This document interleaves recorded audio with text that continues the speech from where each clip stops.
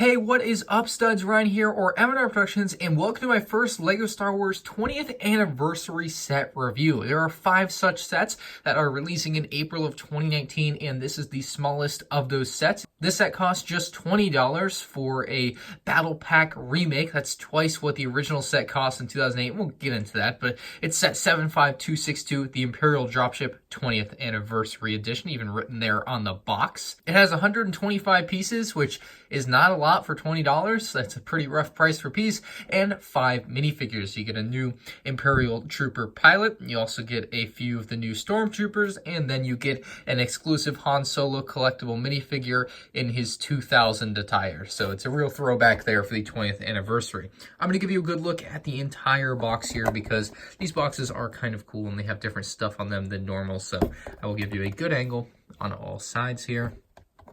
Very nice box art design, though. I love the little stars with the black backdrop for them to go against. And finally, we arrive to the back side of the box here, where it shows off the Stormtroopers in the Tatooine desert, I assume, as well as all the collectible minifigures that you can get from all 5 of the 20th anniversary sets. The final bit you'll see on the back of the box here is a small little bit about the original set from 2008, which is nice to see there. We actually do see a little bit more about that in the instruction manual, which we'll pull over to take a look at. It's a very small instruction manual, as you can see, but it does the job, obviously. You can scan it with the LEGO QR code there, and inside we have something that you usually don't get, a little bit more than normal here for these instruction manuals, so I applaud LEGO for really going a little bit above and beyond here. You can see the original Imperial Dropship and the 2019 Imperial Dropship set, so you can see the differences there. Pretty neat there.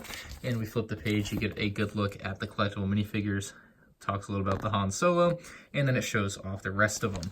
And then it gets into the actual instructions, and then in the back has a little advertisement for the action attack sets. So I guess LEGO's trying to sell those, but that's the instruction manual. Just thought I'd show it because it's interesting.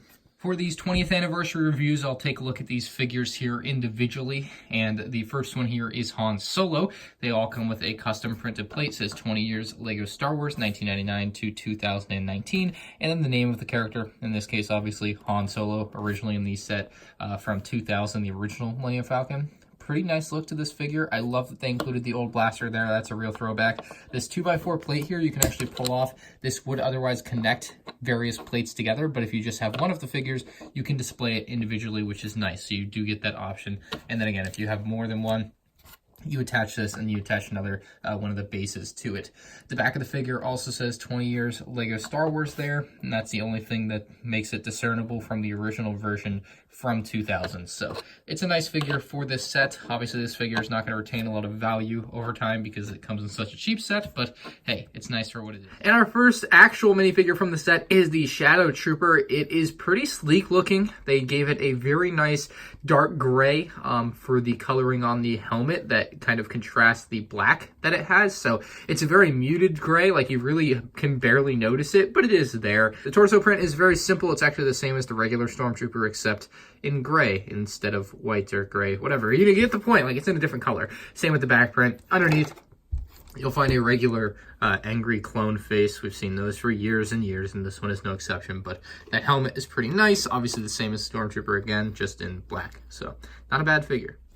And then, of course, we get the trio of regular Stormtroopers. They all get a stud shooter. So does our Shadow Trooper. There's an extra one there for him as well. But very clean-looking Stormtrooper. This one was first seen in early 2019. And there have been some complaints about the helmet, but I think it continues to grow on me, and I won't hate it as much as time goes on. I think the back looks better than the front.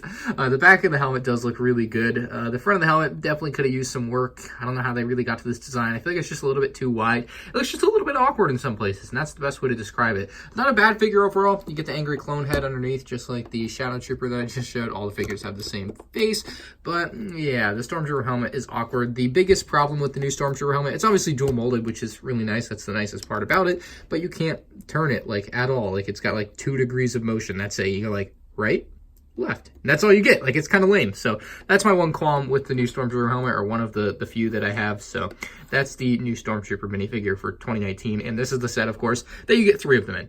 Here's the model of the Imperial Dropship itself. It's a rather small model, not much bigger than the original version from 2008.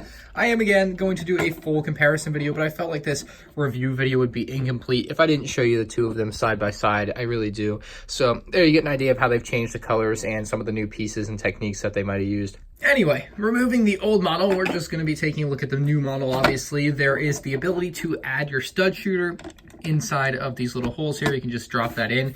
You can actually put them on multiple sides if you want, which is cool. You can load it up and unload it however you want. You might be able to stick them on top here, but again, there aren't enough to fill all the holes here. There's 6 different sections or areas where you can put a stud shooter in. Anyway, the cockpit piece is a really nice piece. It's new for this version of set. I've never actually seen this piece before in a Star Wars set, unless it was in the Jakku set, the Jakku quad jumper. But other than that, I don't think I've ever seen this piece before. It's a nice piece. It's got a nice tint to it, and it's going to open up on these hinges here, on these clips. You'll find a small control panel inside, which is nice, and I also really appreciate that they used the grill piece with the 2 studs instead of just studs, because again, the legs do get stuck often on things like this, which is, it just makes it easier. It's a ease of use thing for me, and this is a great time to see them employ that. Again, that grill does a nice job of making sure it's easy to remove the minifigure. So the minifigure goes in there, and you can close that up quite nicely. There's plenty of room for him in there. And again, that's what he looks like from the front. There are a few Imperial insignias on this set. There's one dead center there, and then there's actually a couple on the side of the pad on the back where you can actually fit figures on. It also has some wings on either side, which you can move out and in for no particular reason. But that is a thing you can do if you want to, I guess. So we're going to take a look at this back pad, which is where the minifigures go. If you want to take this off, all you have to do is push up on these, which is going to allow you to pull this off.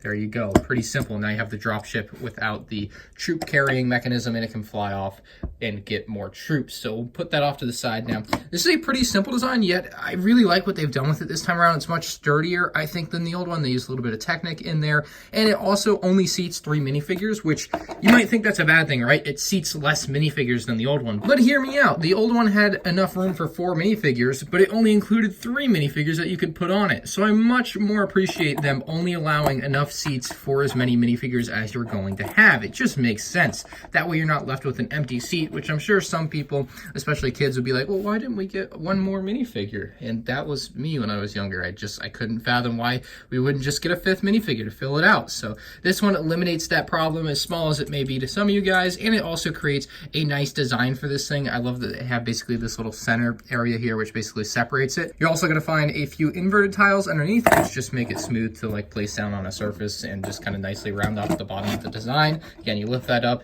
you place the Technic piece in there. It doesn't really clip in or anything, but then you can close this up, and that's going to keep it from falling out.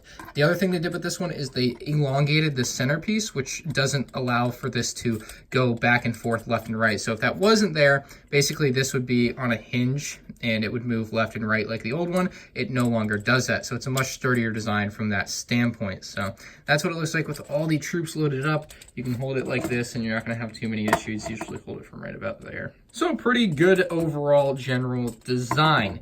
Overall, I'm going to give this set a 8 out of 10. It's a little bit pricey for $20 for a battle pack. Part of the reason might be that they included that extra special Han Solo minifigure. And another reason that the set is so expensive is likely that the new Stormtrooper helmet molds just cost a lot to make. So it's a nice new battle pack. Hopefully battle packs do not stay $20. I hope this is like a one-time thing that it's $20. It's beautiful packaging. Like, you're going to want to buy this when you see it in the store. Like, you would be hard pressed not to. But if you really don't want to pay 20 bucks for it, and I wouldn't blame you if you don't, because at the end of the day, it's a battle pack and people already think $15 for battle packs is overpriced, so $20 certainly can't be a fair price, then I would wait for a sale. I'm sure this thing will be $16 in no time. You'll be able to pick this up for a relatively more fair price. And I think at $16, you're actually getting a really good value. It's a great way to build your new Stormtrooper army with LEGO's new Stormtrooper helmet molds, which I do appreciate them doing this battle pack for that fact.